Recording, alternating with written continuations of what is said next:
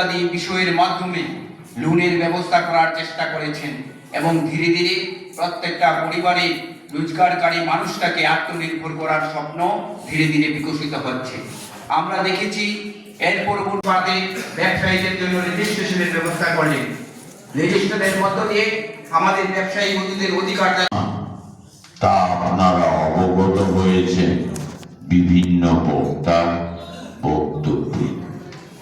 তার পূর্বেও আপনারা যে যেই বাজারেই ব্যবসা করেন, যে যেখানেই পথ ব্যবসা করেন, সরকারের প্রতিনিধি দলের প্রতিনিধিরা আপনাদের কাছে ছুটে গিয়েছে আপনাদের কিভাবে আত্মনির্ভর করা যায়।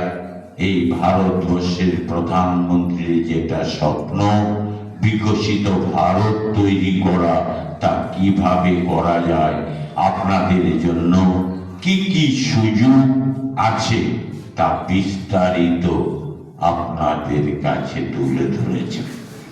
ইতিমধ্যে এই হলে উপস্থিত শহর এলাকার যারা পথ ব্যবসায়ী এবং ক্ষুদ্র ব্যবসায়ী, তার সুবিধা আপনারা ইতিমধ্যে পেয়েছেন।